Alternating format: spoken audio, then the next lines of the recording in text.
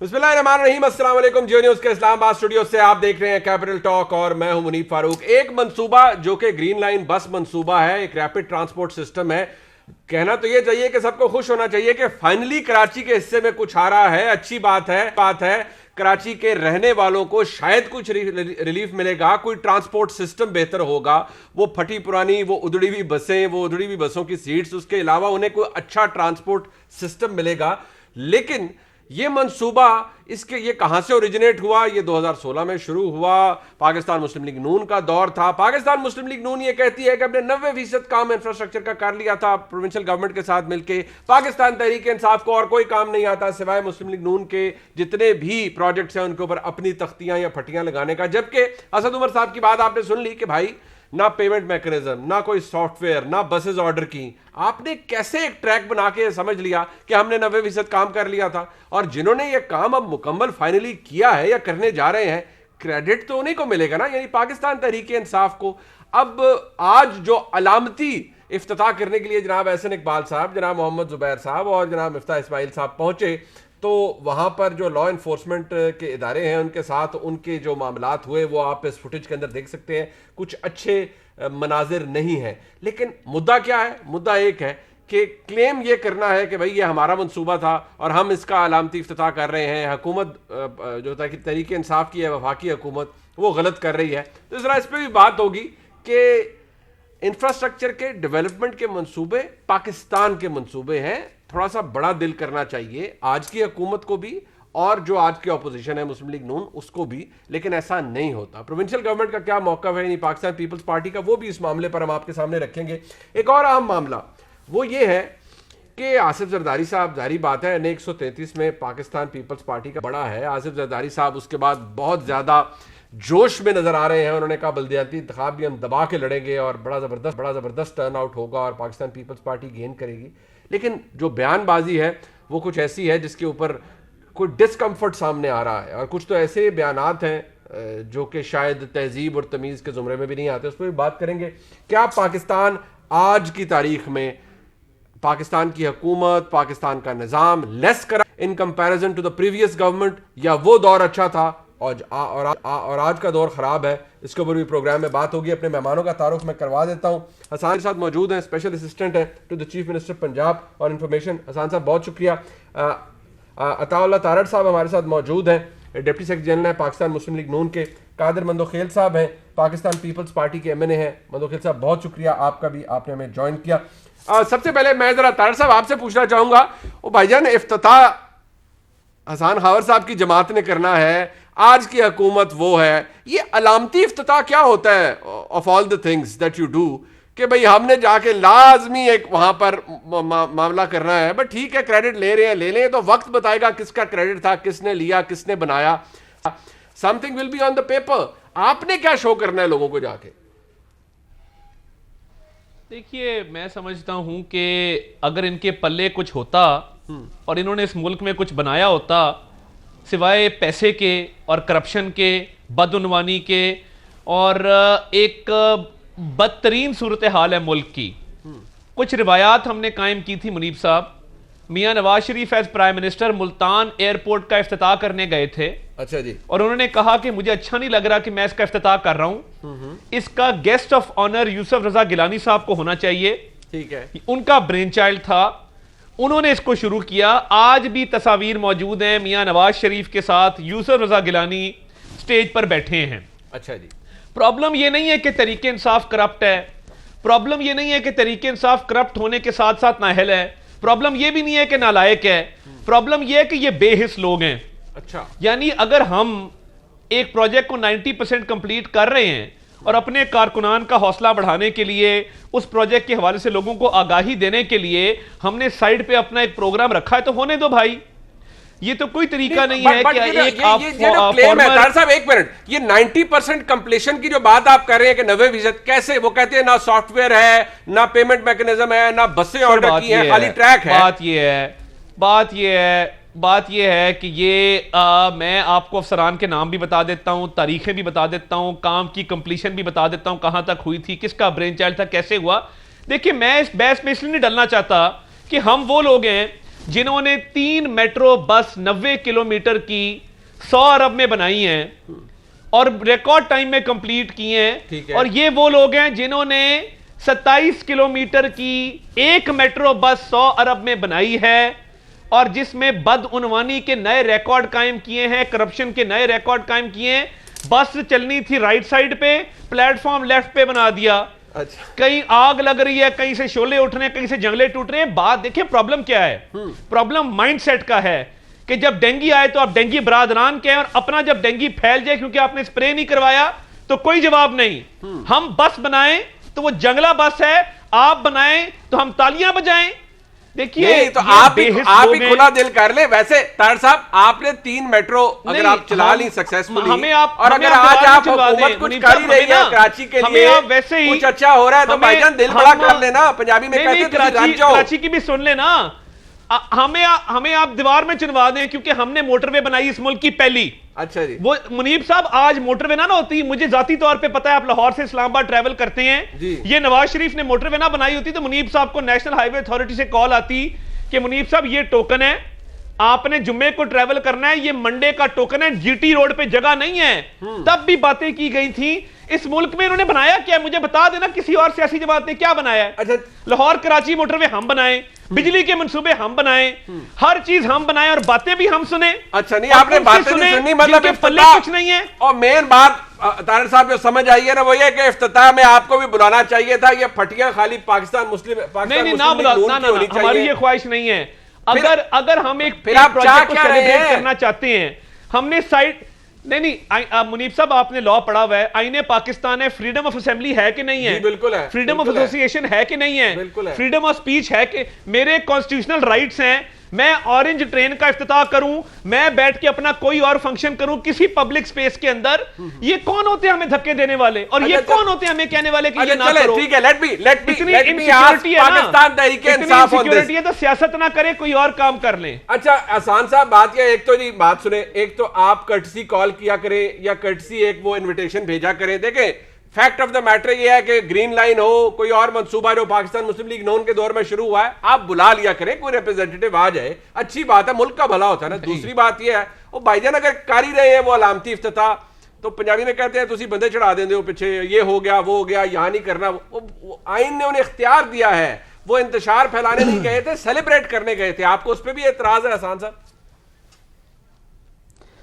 Health card का लाहौर में एक प्री लॉन्च इवेंट होने जा रहा है। मैं आपकी सजेशन कबूल करता हूं और अता तारड़ साहब को उस पर इन्वाइट करता हूं, वो आएँ, मैं ख़ुद उनको रिसीव करूंगा, साथ लेके जाऊंगा। बिल्कुल बिल्कुल इनवाइट करना चाहिए, क्यों नहीं।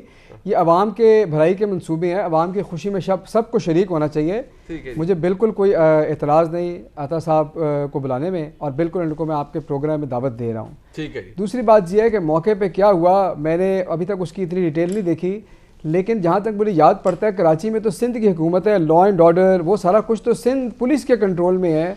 ये बात तो आपको कादर मंदोखेल साहब से नहीं करनी चाहिए कि वहाँ पे क्या हुआ मौके पे। पंजाब पुलिस तो सिंध में नहीं ऑपरेट करती है। रेंजर्स के एहलकार थे, तो इसलिए तारड़ साहब को और एहसन इकबाल साहब को कहते हैं मेरा खून भी शामिल है अब ग्रीन लाइन में, कि वो जो डंडा या सोटी उन्हें पड़ी, वो शायद कोई जो रोकने की उन्हें कोशिश कर रहे थे रेंजर्स के एहलकार, वो इस वजह से उनको पड़ी, तो लिहाजा वो आपके खाते में डाल रहे हैं। नहीं, हमारे खाते में ना डालें। देखें, बात यह है, वैसे ही मैंने पहली दफ़ा मुनीस साहब ये सुना है जी कि पिछली कोई हुकूमत आकर अगली हुकूमत में ज़बरदस्ती इफ्तिताह कर रही है। अगर बयानिया इनकी हुकूमत का ठीक होता तो फिर इतने डेस्परेट होके क्यों आते अलामती इफ्तिताह करने? ट्वीटें तो सारा दिन करते हैं। जब पूरी क़यादत पहुँच गई वहाँ पे कि जी हमने अलामती इफ्तिताह करना है, इसका मतलब ये है कि जब तहरीक इंसाफ की हुकूमत की परफॉर्मेंस नज़र आई, तो अब जब नहीं समझ आया कि कैसे अब आवाम को रोका जाए इसको देखने से, इसको अप्रिशिएट करने से, तो ये एक नया तरीका, वैसे इनको दाद देनी चाहिए कि एक नया तरीका इन्होंने किया है, और ये एक नई रीत बनेगी कि पुरानी हुकूमतें आकर ज़बरदस्ती आकर वो इफ्तिताह करने लग जाएंगी। और ये ना हो कि जीटी रोड के ऊपर हम कोई नया काम करें तो शेर शाह सूरी साहब भी आ जाए कि ये तो मैं बना के गया था तो आप क्यों कर रहे हैं, ये भी हो सकता है। नहीं, ये चले, अब आपका तंज मुस्लिम लीग नून के लिए तो ठीक है, शेरशाह सूरी साहब तो अल्लाह को प्यारे हो गए, वो तो कहाँ आएंगे। लेकिन मैं एक बात जरा आप, क्योंकि आपने कहा है इनको कि खबरें लेट मिलती हैं। अच्छा। खान साहब को डॉलर की भी ऊपर नीचे जाने की लेट खबर मिलती है, इनको नहीं पता शेरशाह सूरी फौत हो गए हैं, इनको लेट मिलती तरीके इंसाफ वालों को, अच्छा। इनका नहीं, साबुन स्लो है। इतना जनरल नॉलेज ठीक है आसान साहब का, उनको पता है, ऐसी भी बात नहीं है तारड़ साहब। आपका तो मुस्लिम लीग नून को खाली तनकीद के अलावा कुछ आजकल मिल नहीं रहा। मैं जरा कादिर बंदोखेल साहब से पूछ लेता हूँ, सिंध हुकूमत तो पीपल्स पार्टी की है। कादिर बंदोखेल साहब, ये अलामती इफ्तिताह हो रहा था, भला कराची के अवाम का हो रहा है, सिंध के अवाम का हो रहा है, तो पहले तो जरा थोड़ा सा ये बता दीजिए कि मंसूबा तो देखिए शुरू मुस्लिम लीग नून के दौर में हुआ, पाकिस्तान तहरीक इंसाफ कह रही है तकमील हम करने जा रहे हैं, तो भाई क्रेडिट हमारा है। अब इन दोनों को क्रेडिट का जरा आप बता दें, किसका क्रेडिट ज्यादा है इस मंसूबे पे? देखिए, मैं ज़रूर मुस्लिम लीग नून को क्रेडिट दूंगा और देना भी चाहिए कि 80-90% काम जो नवाज शरीफ साहब के दौर में, मुस्लिम लीग नून के दौर में मुकम्मल हो गया। मौजूदा हुकूमत की 3.5 साल में बकाया 10-15% उन्होंने बड़े मुश्किल से कंप्लीट किए। वो भी कंप्लीट हम नहीं कह सकते, मैं सुबह शाम इसी रोड के साथ गुजरता हूँ, अब जब बसें चलेंगे तब पता चलेंगे क्या खामियाँ है। बहरहाल ये थोड़ी सी एक अजीब है। एटम बम शहीद जुल्फ़कार अली भुट्टो लाए, टेक्नोलॉजी लाए, लेकिन उसका बटन तो नवाज शरीफ साहब ने ऑन किया। क्यों? वहाँ तो फिर पीपल्स पार्टी को मौका मिलना चाहिए। और फिर उसके बाद आप ये समझ लो कि जो मिसाइल टेक्नोलॉजी था वो बीबी शाहिद लाए, और सी पैक आसिफ अली जरदारी साहब लाए नौ दरी चाइना करके। और फिर मौजूदा हुकूमत की उसके इफ्तिताह किया रोडों का, तो आसिफ जरदारी को क्रेडिट देना चाहिए। तो इस यकीनन इसमें मुस्लिम लीग नून का हिस्सा है, 80-90% काम नहीं किया है। मगर ये एक अजीब अनोखा तरीका है कि वो आके, क्योंकि कराची में इनके पास कोई एक्टिविटीज़ तो है ही नहीं है, ना कोई उसके कारकुन है, ना उनके कोई MNA MP है, ना कोई काउंसलर है, कुछ भी नहीं है। तो उन्होंने सोचा कि चलो सही थोड़ा सा इवेंट हो जाएगा, मीडिया हाईलाइट हो जाएगी, इसी वजह से आपने इसके ऊपर शो भी रख दिया। और अगर ट्रैक की हद तक तो असद उमर साहब भी क्रेडिट देते हैं कि ट्रैक तो इनके दौर में बना, लेकिन वो बाकी बातें तो इनके दौर में नहीं हुई, बसें ऑर्डर नहीं हुई, सॉफ्टवेयर नहीं था, पेमेंट मैकेनिज्म नहीं था। ये खाली ट्रैक को कह रहे हैं कि नहीं नहीं हमारा मंसूबा है और बड़ा काम हमने कर लिया, 90% कर लिया। ये इससे एग्री करते हैं आप या नहीं? गलत है वो। देखो मैं बिल्कुल क्रेडिट दूंगा नून लीग को कि 80 या 85% काम उन्हीं के दौर में हुआ है, इन्हीं का मंसूबा था। तो मैं साथ साथ ये भी गुजारिश करूँ कि एटम बम तो पीपल्स पार्टी का मंसूबा था, सी पैक भी पीपल्स पार्टी आसिफ अली जरदारी का मंसूबा था। तो वहाँ इफ्तिताह करने में हमने तो कोई ऐसी इवेंट नहीं किए, हमने तो कोई ऐसे नहीं किया है। लेकिन हाँ, ये ज़रूर मैं कहूँगा कि ये पाकिस्तान की तारीख में एक अजूबा और एक अनोखा मैंने इफ्तिताह देखा। तो इस तरह तो फिर मेरे ख्याल में मुस्लिम लीग नून के दौर में जो इफ्तिताह हुई है वो तो सारे पीपल्स पार्टी के आसिफ अली जरदारी साहब या बिलावल भुट्टो साहब को करनी चाहिए। ये एक नया रिवाज बहरहाल मुस्लिम लीग ये नया रिवाज है। वैसे मंदोखेल साहब, एक बात जरूर है, जब आप खुद तस्लीम कर रहे हैं कि ग्रीन लाइन पाकिस्तान मुस्लिम लीग नून को क्रेडिट भी जाना चाहिए, तो आप खुद मेंबर नेशनल असेंबली हैं, बिल्कुल और जाना चाहिए। आपने इलेक्शन भी लड़ा है। फिर कराची के अवाम आपसे, आपकी सिंध हुकूमत से, पाकिस्तान पीपल्स पार्टी से पूछेंगे कि भाई एक बड़ा ट्रांसपोर्ट का मंसूबा शोकेस हुआ, बना, कंप्लीट हो रहा है, और वो उन दोनों जमातों का हो रहा है जिन दोनों जमातों की इस वक्त सिंध में हुकूमत नहीं है। यानी आपने कुछ नहीं दिया सिंध के अवाम को, कराची के अवाम को रैपिड ट्रांसपोर्ट सर्विस में, इन दोनों जमातों का क्लेम है उस पर। देखिए, एक पूरा कराची एक 4 करोड़ की आबादी की शहर है, और एक लकीर उन्होंने दोनों ने मिल के बनाया, तो कौन सा कमाल किया है। जिस जगह पे मैं बैठा हूँ यहाँ से शहबाज शरीफ साहब भी शिकस्त खा चुका है, और आपका मिफ्ता इस्माइल साहब भी शिकस्त खा चुका है। तो हम करेंगे ना, 10 से 12 अरब रुपए का पानी का लाइन में ऑलरेडी मंजूरी दे चुका है मेरे कायद आसिफ अली जरदारी साहब, और 2.25 अरब का बजट या यूनिवर्सिटी, स्कूल, ये सारे काम जो पिछले 40 साल में नहीं हुए, ये इंशाल्लाह हम अगले 1.5 साल में आपको करके दिखाएंगे।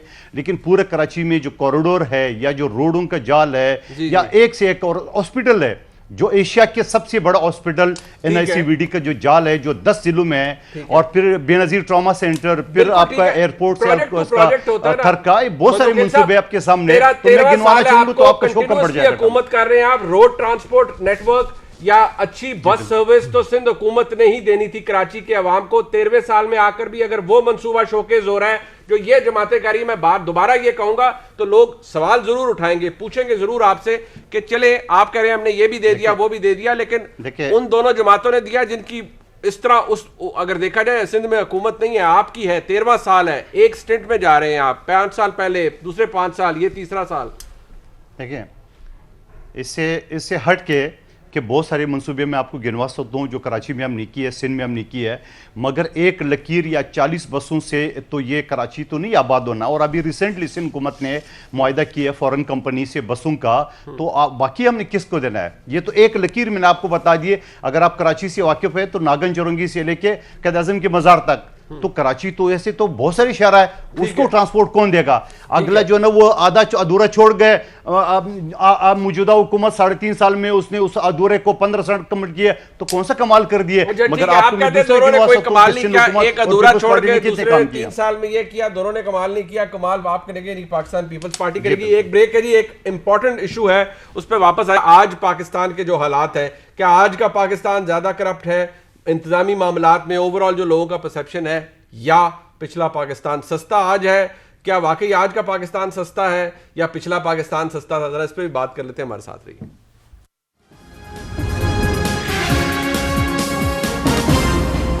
असान साहब, लोगों के सेंटिमेंट लगभग ऐसे होते हैं, जाहिर बात है ये एक ऐसा सवाल है कि आप किसी भी जो लो इनकम वाला शख्स है उस पाकिस्तानी है, उससे पूछेंगे वो तकलीफ में है, ये बात आप टाइम एंड अगेन एक्नॉलेज करते हैं। लेकिन आप ये कहते हैं कि भाई ना हम करप्ट है, पाकिस्तान ना उतना करप्ट है किसी इंडेक्स में जितना पहले था बकौल आपके, और जो अगर करप्शन परसेप्शन सर्वे आता है उसके अंदर भी जब कोविड के हवाले से इनकम जो फंड डिस्ट्रीब्यूशन की बात आती है या लोगों की मदद की बात आती है, उस सर्वे में कहा जाता है कि तकरीबन 90% लोग ये कह रहे हैं कि हमसे कोई पैसा नहीं लिया गया। But at the end of the day लोग कहते हैं वज़ीर आज़म को कि वज़ीर आज़म क्यों बार बार कहते हैं कि पाकिस्तान सबसे सस्ता मुल्क है, बहुत सस्ता मुल्क है, लोगों की चीखें निकल रही हैं, आपके वज़ीर आज़म कहते हैं सस्ता मुल्क है, कैसे? देखिए, वज़ीर आज़म ने तो ये कहा है कि दुनिया के मुकाबले में इस वक्त पाकिस्तान सस्ता है, और ये बात सच है कि ख़ित्ते में भी और दुनिया में भी महंगाई बहुत ज़्यादा है और हम इस वक्त एक ग्लोबल इन्फ्लेशन वेव है। लोगों की मुश्किल आपने सही कहा, हम एक्नॉलेज करते हैं, एक्नॉलेज करनी चाहिए, और इसके लिए जो काम हो रहे हैं वो भी आपके सामने है। एहसास राशन प्रोग्राम है, वो सब चीज़ें हैं वो आपके सामने है। लेकिन आपने नेशनल करप्शन परसेप्शन सर्वे की बात की जी, जो कि कल या परसों ट्रांसपेरेंसी इंटरनेशनल रिलीज़ किया। अच्छा, इसके ऊपर अगर आप मुझे 1 मिनट दें तो मैं आपको बताऊं, ये ज़रा देखने वाला सर्वे है। उसकी वजह देखें ये है, ये सर्वे 10 साल के बाद ट्रांसपेरेंसी इंटरनेशनल ने किया। इसमें लोगों से कुछ सवालात पूछे गए जिसके उन्होंने जवाबात दिए। इसमें लोगों ने ये कहा तकरीबन 41% लोगों ने कहा कि पुलिस करप्ट है, और करीबन 17% लोगों ने कहा कि जी जुडिशरी जो है वो भी करप्ट है। आपको पता है कि 2017 में ट्रांसपेरेंसी इंटरनेशनल ने ही एक ग्लोबल करप्शन बैरोमीटर सर्वे किया, ठीक है, और एशिया पैसिफिक रीजन के लिए किया, और इसी तरह के सवालात पाकिस्तान से भी पूछे गए। वो रिपोर्ट मैं आपको भेज भी दूंगा, ट्रांसपेरेंसी इंटरनेशनल पाकिस्तान की वेबसाइट पे भी अवेलेबल है। अच्छा जी। उसके अंदर जब लोगों से सवाल किया तो 75% लोगों ने कहा कि पुलिस करप्ट है, 68% लोगों ने कहा जुडिशरी करप्ट है। आज वही 41 और 17% पे है, ठीक है जी। अच्छा, उसी सर्वे में एक और बड़ा दिलचस्प सवाल हुआ। लोगों से ये पूछा गया कि जब आप पब्लिक सर्विसेज एक्सेस की आपने तो आपको करप्शन का सामना करना पड़ा। अच्छा जी। 40% लोगों ने उस वक्त कहा कि हमें करप्शन का सामना करना पड़ा। आज जब वही सवाल कोविड-19 के तनाजुर में पूछा गया तो 90% लोगों ने कहा कि हमें किसी करप्शन का सामना नहीं करना पड़ा। तो मैं समझता हूँ इस तरह के सर्वेस को बिल्कुल देखना चाहिए, लेकिन उनको कंपेयर करना चाहिए पहले से, और अगर बेहतरी आ रही हो तो उसको एक्नॉलेज करना चाहिए, और जिस हुकूमत में आई हो उसको क्रेडिट भी देना चाहिए। बिल्कुल क्रेडिट देना चाहिए। सीपीआई, ये जो आप बात कर रहे हैं, ये दिलचस्प बात है कि जो सीपीआई है 2020 का करप्शन परसेप्शन इंडेक्स, उसके अंदर तो हम तनज़्ज़ुली का शिकार हुए हैं। यानी एक बुरी बात है, but we have become more corrupt. जो परसेप्शन है हमारा वो ये रहा है कि हम ज्यादा करप्ट हो गए हैं under this government, Pakistan Tehreek Insaf की। बट एक बात आपने जो कही है कि लोगों को हुकूमत को पैसे नहीं देने पड़े, या लोगों को कोई जो गवर्नमेंट का मैकेनिज्म है उसमें लोगों को ब्राइब नहीं करना पड़ा, ये एक बात है जो कि सर्वे के अंदर रिफ्लेक्ट हो रही है। अतार साहब, आपके वक्त में ज्यादा पैसे लोग देते थे, रिश्वत देते थे। अब बकौल हसन खावर साहब के जो कोविड रिलीफ वाला मामला है उसके अंदर देखें 90% लोग कह रहे हैं हमने किसी को पैसे नहीं दिए और बड़ी जबरदस्त डिस्पेंसेशन हुई है। नहीं, आप सिर्फ कोविड रिलीफ की बात कर रहे हैं। एक तो मैं पहले फैक्ट्स एंड फिगर्स पे आता हूं, फिर मैं आपको बताता हूं कि किस तरह रिश्वत का रेट जो है वो तकरीबन 60% उसमें इजाफा हुआ है। आप मुनीब साहब, आप मेरे साथ कैमरामैन भेजें, हम भेस बदल के कहीं जाते हैं और मैं आपको बताता हूं कि किस तरीके से हर पंजाब के दफ्तर में रिश्वत ली जाती है और इसकी डायरेक्ट निगरानी वजीर आला ऑफिस करता है। आपका क्या ख्याल है, इमरान खान ने ताहिर खुर्शीद को क्यों हटाया? इमरान खान को उससे केड़ आती थी, उसकी शक्ल पसंद नहीं थी। इमरान खान का ख्याल था कि ये देखने में अच्छा नहीं लगता। उसने बुजदार को कहा मरवा रहे हो, ये पैसे खा रहा है, ठेकों में कमीशनें ले रहा है, पूरे पंजाब को तबाह कर दिया, इसको हटाओ प्रिंसिपल सेक्रेटरीशिप से, दफ्तर में डीलें तय करता है। ये मेरी बात गलत हो तो मुझे जो सजा आप तजवीज करें मैं लेने को तैयार हूं। देखिए बात क्या है, करप्शन परसेप्शन इंडेक्स सीपीआई 2013 में जब हमारी हुकूमत आई 127 पे पाकिस्तान था। ठीक है, हम जब 2018 में हुकूमत छोड़ के जाते हैं हम उसको 117 पे ले आए, 117 पे। हमने 10 पॉइंट्स की उसमें बेहतरी की। ठीक है, 2020 में तब्दीली सरकार, नेक पाकबाज हाजी नमाजी सरकार के अंदर वो दोबारा 124 पे चला गया है। और देखिए मैं कल भी एक शो में बात की थी, पंजाब के अंदर डिप्टी कमिश्नर्स और डीपीओज, आपका भी ब्यूरोक्रेसी में बड़ा इंग्रेस है, वो पैसे दे के लग रहे हैं। डीपी और डीसी लगने का रेट 1.5 से 2 करोड़ रुपया है, कई लोग 3 करोड़ दे के भी लगते हैं। अच्छा। तो ये मेरी बातें गलत साबित कर दें। और देखिए इतना बड़ा इल्जाम है, आसान खावर साहब बैठे समीउल्लाह हैं, चौधरी, आई एम सरप्राइज्ड, ये मेरी कैसे बात हो सुन सकता लेना। है कि- एक इनका वजीर था, अच्छा, एक इनका वजीर था बहावलपुर से समीउल्लाह चौधरी, आटे में करोड़ों रुपए की करप्शन करके गया है। मुझे आप बता देना कि उसके खिलाफ क्या कार्रवाई हुई सिवाय इसके कि उसको वजारत से फारग कर दिया है। आमिर कियानी की वजह से अद्वियात में करोड़ों रुपए का गबन हुआ, उसको पार्टी का सेक्रेटरी जनरल लगा दिया। ये वाहिद मुल्क है कि जहां किल्लत हम खुद पैदा करते हैं। ये खान साहब पता नहीं किस फ्रेम ऑफ माइंड में या क्या कैफियत इन पे तारी होती है, ये कहते हैं पाकिस्तान ठीक है, बट वो लोग कहते हैं कि ठीक है, नहीं आप हमने क्यों चीनी पहले एक्सपोर्ट की फिर इंपोर्ट की? ठीक है, वो ऐसे डिसीजन हैं जिनको रिपोर्टेबल है, जिम्मेदार भी शायद उन्होंने बताया है। कैपिटा इनकम नहीं बढ़ी, एक बात, आमदन में इजाफा नहीं है, महंगाई 11% है। एक मिनट तारड़ साहब, ये जो आपने बातें की हैं, अब हसान साहब मैं बंदोखिल साहब से इजाजत ले रहा हूं, आपसे मैं दोबारा जरा पूछ रहा हूं, ये बड़े सीरियस इल्जामात हैं, ये अताउल्लाह तारड़ साहब बार बार लगाते हैं और उन्होंने कहा जी कि इतनी अहम अपॉइंटमेंट्स के अंदर पैसे लिए जाते हैं। मुनीब साहब, बात तो ये है कि पंजाब में अपॉइंटमेंट्स कैसे हो रही हैं ये तो पूरी दुनिया को पता है कि मेरिट के ऊपर हो रही हैं और बिल्कुल शफाफ तरीके से हो रही हैं। एक शो में बैठ के एक बात कर देने से झूठ जो है या फसाना हकीकत नहीं बन जाती, लेकिन जो चीज़ें हकीकत हैं और रिकॉर्ड की बात हैं वो तो ये है कि नवाज शरीफ साहब को 2 अदालतों ने सज़ा दी हुई है। शहबाज शरीफ अपने सवालों के जवाब नहीं दे पा रहे, 16 अरब के इनके लीडर जवाब नहीं दे रहे। ये क्या बातें करें, 2 करोड़ दे के पोस्टिंग होती है, ये ऐसी होती है। हम इनके दौर की बहुत सारी ऐसी बातें हैं। अदालतों से क्यों भाग जाते हैं? तो आप लोग जवाब नहीं, तारड़ साहब जवाब नहीं दे रहे। और जहाँ पे देखें, मैं बताता हूँ आपको, जहाँ पे अदालतों में साबित हो गया, अदालती सजा सुना दी, अब वहाँ पे नहीं, मैं आपको तारड़ साहब बात मुकम्मल होने देना, आपको बिल्कुल जवाब का मौका देते हैं। देखिए, नवाज शरीफ साहब को 2 केसेस में सजा हुई, वहाँ पे आप कहते हैं जी ये सिलेक्टिव जस्टिस है, सजा हुई है ना, कोर्ट ने, कोई कोर्ट की ओपिनियन नहीं है, कोर्ट ने सजा दे दी है, लेकिन आप मानने को तैयार नहीं। अच्छा, शहबाज शरीफ साहब के आप ही आज ये बता दें कि उनके जो मुलाजमों के अकाउंट में 16 अरब रुपया आया है, क्या नहीं आया, और अगर आया तो कहां से आया है, इसमें बता दे। हाँ ना वाला सवाल है, इसमें तो कोई मुश्किल बात नहीं है। अच्छा, चले बट ये जो इल्जामात हैं, यानी कि हसान खावर साहब आप कह रहे हैं किसी ब्यूरोक्रेट की अपॉइंटमेंट में कोई पैसे कहीं की कोई नहीं ले रहा, ये ऑन रिकॉर्ड आप कह रहे हैं। अताउल्लाह तारड़ साहब, if you have any evidence, I think आपको प्रेजेंट करनी चाहिए। आप लेके आए, हम इंक्वायरी करेंगे, हम केस चलाएंगे।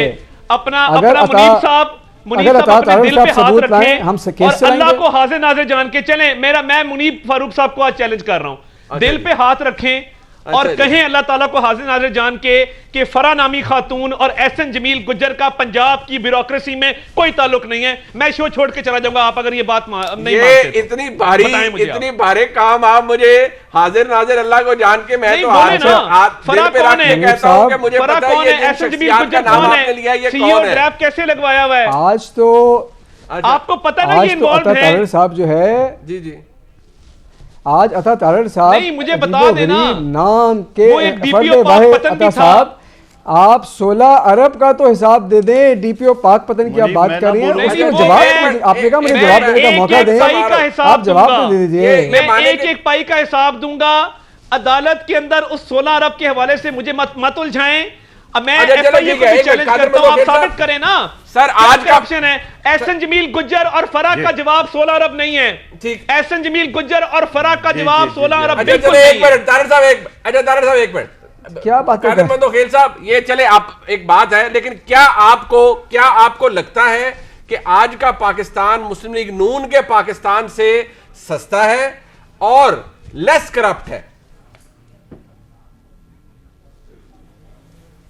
कादर देखिए, मंदोखेल साहब। मैं तो आपको सबूत के साथ बात करूंगा। अभी हाल ही में IMF के कहने पे या उनके हुक्म पे जो ऑडिटर जनरल का रिपोर्ट आया, जिसमें 40 अरब रुपए गायब है कोरोना की मद में, जी। और फिर उसके अलावा बहुत सारी जो इंक्वायरी है, बहुत सारी जो चीज़ें हैं सबूत के साथ, आटा, चीनी, दवाइयाँ, ये सारी चीज़ें अता तारड़ साहब ने तफसील से बात की है। इन सब चीज़ों के अलावा फिर मैं ये भी कहूँगा कि आज अल्हम्दुलिल्लाह आप और मैं और तारड़ साहब तीनों वकील है, जुडिशरी हमारे 128 नंबर पे दुनिया में। आज अल्हम्दुलिल्लाह पाकिस्तान करप्शन में 124 नंबर पे है। तो आप लॉ एंड ऑर्डर का भी देख ले, हमारा CPEC वाला मंसूबा तकरीबन बंद हो चुका है और आस पड़ोस में पूरी दुनिया से हमारे ताल्लुकात तकरीबन ख़त्म होने के करीब है। सऊदी अरब जिसके लिए हम जान कुर्बान कर देते, उन्होंने हमारे साथ वो शराइत रख दी है कि IMF की मेंबरशिप छोड़ के भी आप जो है ना वो आपको खारिज किया जाएगा 72 घंटे की नोटिस पे, और 4% सूद पे ये रियासत मदीना के ठेकेदारों ने पैसे लिए है।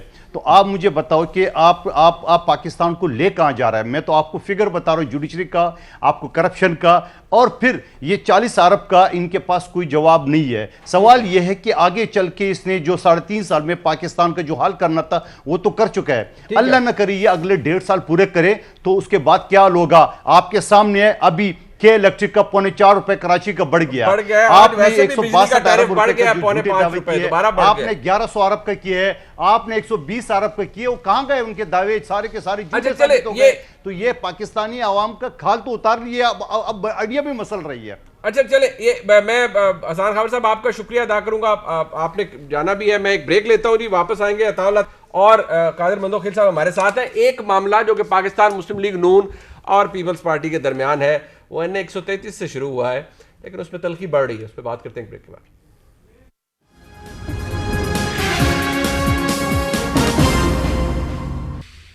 तलखियां कम होनी चाहिए लेकिन बढ़ रही हैं पाकिस्तान पीपल्स पार्टी और मुस्लिम लीग नून में। आसिफ जरदारी साहब ने क्या कहा जिस पे बुरा लगा शहबाज शरीफ साहब को? हर जगह पे हम इनसे लड़ेंगे, हर मोहल्ले में इनसे लड़ेंगे, इसलिए कि पाकिस्तान के ये खिलाफ है, ये मेरी धरती के खिलाफ हैं।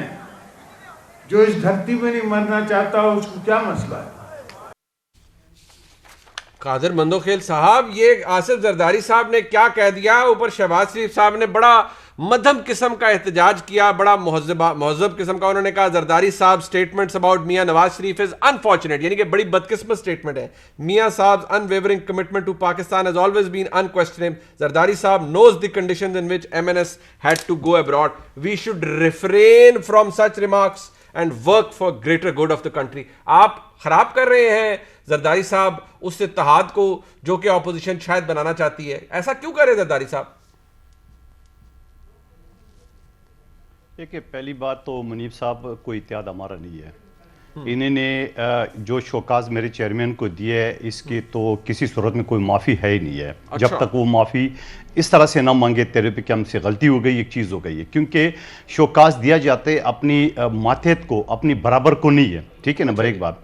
दूसरी बात ये कि उसके बाद जो ये चीज़ कर रहे हैं, मैं जरदारी साहब की, बिलावल साहब की एक एक बात के साथ खड़ा हूँ और उसकी तायद करता हूँ कि जो कुछ उसने कहा सही कहा। अब आपको मैं मिसाल दे दूँ, ये पाकिस्तान के खिलाफ पहले PDM का इजलास हुआ था तो जब अब मैं आगे चल के तफसील बता रहा हूं आपको, मुझे 2 मिनट दे दे। जी, जी। आप मुझे बात बताओ, जब पहला पीडीएम का जलसा हुआ तो इन सब ने कहा कि इस्तीफे दो मौलाना फजल अहमद साहब को, तो बिलावल भुट्टो साहब ने कहा कि मियां साहब आप आ जाओ और आपको इस्तीफे देते, आप जाके स्पीकर को दे दो। अच्छा। और स्पीकर को क्या देना था, जो 2 से इस्तीफे गलती से स्पीकर के पास चले गए, तो मरियम बीबी ने कहा जाओ इस्तीफे स्पीकर के मुंह पे मार। मुंह पे क्या मारना था, वो 2 अरकान जाके स्पीकर के पांव पड़े और वो इस्तीफे वापस लेने पड़े। नंबर 1 बात। दूसरी बात, आप वकील है, तारड़ से भी वकील है, आइन का आर्टिकल 25 बड़ा वाज़ेह है कि तमाम इंसान बराबर है, और हुजूर पाक सल्लल्लाहु अलैहि वसल्लम का आखिरी खुतबा भी हमारे सामने है कि काले को गोरे पे, गोरे के काले पे फोकियत हासिल नहीं है। आप मुझे बैसत वकील बता दे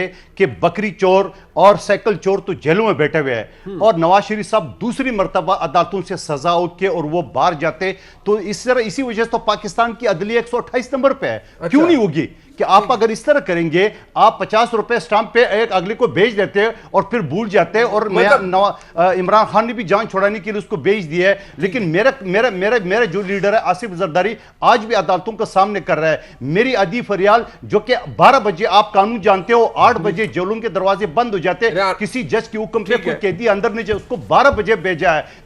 मेरा चेयरमैन बिलावल का 1.5 साल की उम्र, उसके खिलाफ मुकदमे जा रहा है। मेरा सिंध असेंबली का स्पीकर आगा सिराज दुरानी को आज क्या अदालत, आप खुद बताओ, मैं वकील के हिस्से से बात करूं, वो हक है हर मुल्जिम को। अच्छा, नहीं, ये बात आपकी अपनी जगह ठीक है। क्या आपने और फिर खुर्शीद शाह साहब 2 साल जेल में रहे, बेटे समेत, ठीक है, आप इंतकाम के निशाना सही। वैसे खुर्शीद शाह साहब बहुत मोहतरम है, जेल में रहे, फिर अदालत से कहा आपने उन्हें, और इख्तियार पे वो वो हॉस्पिटल में रहे। आज आगा सिराज दुरानी साहब को उनके रिहायशगाह को आपने सब जेल करार दे दिया कि उनको आने जाने में खतरा है जान का, और वो जेल में नहीं रहेंगे। तो लोग ये भी देखते हैं कि किस तरह से आप उन लोगों को जो कि मुकदमात में मतलूब हैं फैसिलिटेट करते हैं, क्योंकि सिंध में आपकी हुकूमत है। मुनीब साहब आप बताओ, कानून नहीं है? कानून नहीं है? आप बताओ, आप वकील हो, क्या ये कानून नहीं है? ये मराद सही में आपकी बात ही कह देता हूं कि क्या ये आप एक आम कैदी को देंगे जो नैब में जाता है, अस्पताल में दाखिल होता है तो वो क्या होगा? अच्छा चले, ठीक है, बंदा जब बीमार होता है तो अस्पताल में दाखिल होता है। ठीक है, चले, अब आप ठीक है, आप कह रहे हैं कि वो बीमार थे, अस्पताल जाएंगे, किसी को खतरा है तो उसको सब जेल करार दिया जाएगा। बट मैं तारड़ साहब आपके पास आता हूं। आज ये शहबाज शरीफ साहब ने कानून की स्टेटमेंट तो दे दिया और उन्होंने जरदारी साहब के उस बयान पर एहतजाज भी कर दिया, लेकिन खुद आपकी जमात में मतलब तलाल चौधरी साहब ने जो कहा, और वो जो कहा वो सुना है आपने? नहीं सुना तो मैं सुना देता हूं, सुनिए जी जरा तारड़ साहब। उस पर एक सेकंड सर, एक सेकंड ये सुन लीजिएगा। सरदार ये कराची और सिंध नहीं है, वो ऐसी तेरे नोट बत्ती बढ़ा के बिलावल, ये किसे गलत फहमी में ना रहना। तारड़ साहब क्या हो रहा है ये? देखिए मैं तलाल साहब मेरे भाई हैं, मेरे लिए काबिल एहतराम हैं, मेरी उनसे बड़ी दोस्ती है, मगर मैं सियासत का कायल नहीं हूँ। इस तरह के बयानात मेरा ख्याल है हमें परहेज़ करना चाहिए और हमें इखलाक के दायरे और एक तहजीब तमद्दुन के साथ बात करनी चाहिए। हमारी लीडर की एक तरबियत है, हमारी पार्टी का एक अपना वतीरा है कि हम हमेशा एक महज़ब और एक तमीज़ व तमद्दुन से बात करने के कायल हैं। ये तो मैं इस पर बड़ा क्लियर हूँ, मैं ऑन एयर आपको इस पर कह दिया। ठीक, देखिए, जहाँ तक दूसरी बात है, मैं मंदोखेल साहब को बड़े अदब से गुजारिश करूँगा कि हमें किसी से कोई सर्टिफिकेट लेने की ज़रूरत नहीं है कि कौन कितना मुहिब्बे वतन है, और Asif Zardari should be the last person जो हमें ये दे इस तरह का सर्टिफिकेट।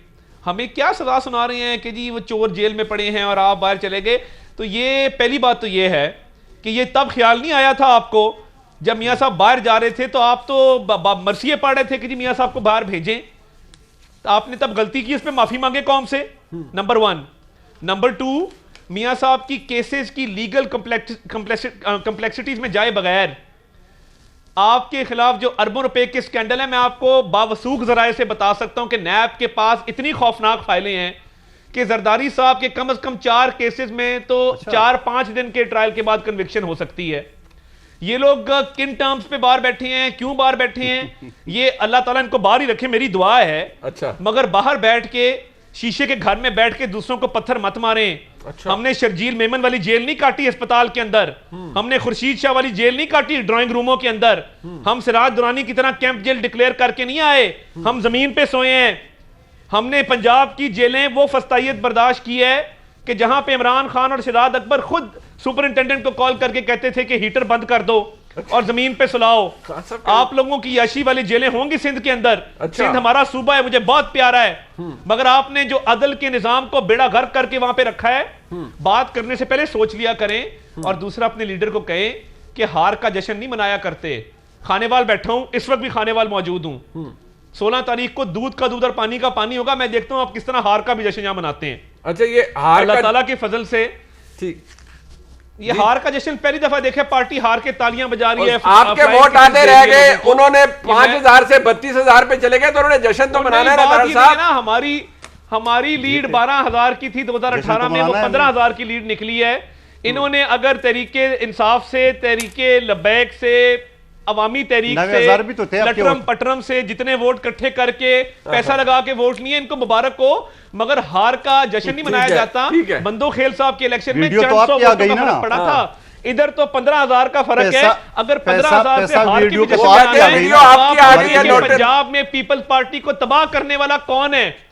जो काम पीपल्स पार्टी के बदतरीन वीडियो मुखालिफ किसकी आ गई? नहीं कर पैसा सके, बांटने की, पीपल्स कुरान पे पार्टी हाथ के रखने अपने की। लोगों ने 5 साल में उसको तबाह कर दिया है। और आज आपके आपको इलेक्शन था 15,000 से 18%, हारने मेरा पर इलेक्शन था जश्न मनाने की 21%। जरूरत पड़ अच्छा, गई है। चले चले, अब ये एक दूसरे को आप शौक से बातें सुनाए। बहरहाल वक्त मुनीब खत्म साहब, हो- मुनीब साहब, जी, जी, मुनीब काल- साहब, जी, जी। मुनीब साहब, मुनीब फारूक साहब, जी, जी। 18% का रेशियो था। मेरा इलेक्शन 21% था। रमजान, कोरोना और कितना गर्मी के फर्क बावजूद ठीक ये है। इतराज करे थे। ठीक ये है। 9,000 फर्क वोट से कितना आ है? गए लीड कितनी 45,000 वोट आपकी? पे। हम 5,500 वोट से लेके 32,000 तक। तो जीत है हमारी, ये हमारी। नहीं, ये लीड आप तो कितनी है कहते हैं आपकी? ये हमारी 2,000 15,000 की पार्टी की लीड है, है। ठीक है। 3,000 वोट लेने वाले हैं। ठीक, अच्छा चले, वो तो कहते आपकी हैं हमारी पहले लीड कितनी वोट थी? 15,000 9,000 थी, अब 45,000 आ गए। ये भी तो तरीके देखो। इंसाफ से, तरीके लबैक से, अवामी तहरीक से, पता नहीं कहां से वोट लिए उधार के। ठीक है। अगली दफा तरीके इंसाफ या बाकी आप तो पार्टियां पूरे आ जाएंगी पीडीएम तो थे। बराबर आपके हो कराची जाएंगी, वाले कट इलेक्शन जाएंगे में तो वोट पूरे आपके। पीडीएम थी आपकी। चले 9 चले जमातें चले, तो इलेक्शन साथ शायद था। ऐसे ही लड़ा चले, जाता है। आपने का कितने की एमपी लीड समेत ली है 9 कराची जमातें में? आपके चले साथ थी। चले, इलेक्शन शायद इसी तरह लड़ा जाता है। मैं चले, काबिल मदो खेल आप साहब, टची हो गए अपने मैंने इलेक्शन से, आपने रमजान के कितने की महीने लीड में ली है? ये पूरे पाकिस्तान का सख्त तरीन हल्का कितने था। की लीड ली है मेरे आपके भाई? पूरे पीडीएम ठीक को है, मैंने चले। शिकस्त आप दी। यूं पीपल्स जीते पार्टी हैं, का बिल्कुल जवाब फिर नहीं आया मार्जिन से। से जीते 909 हैं। वोट से। मैं शुक्रिया अदा करता हूं। 909 वोट से रमजान का महीना। तारड़ साहब, पूरे पाकिस्तान की मंदो पार्टी खेल है, साहब। आपकी 9 जमातों भाई को मेरे हरा चुका चले, है। चले। आपकी यूं थिन मेजॉरिटी थी। चले ठीक है, वक्त खत्म हो गया जनाब, वक्त खत्म हो गया। 15,000 से हारे हो। चले वो ठीक है। पैसे पार्टी तारड़ वाले साहब, वीडियो का क्या बना? मंदो खेल साहब, बहुत शुक्रिया आपका, बहुत शुक्रिया। मानो काम करते हैं जी। प्रोग्राम देखा आपने, फीडबैक दीजिएगा। शुक्रिया, खुदा हाफिज।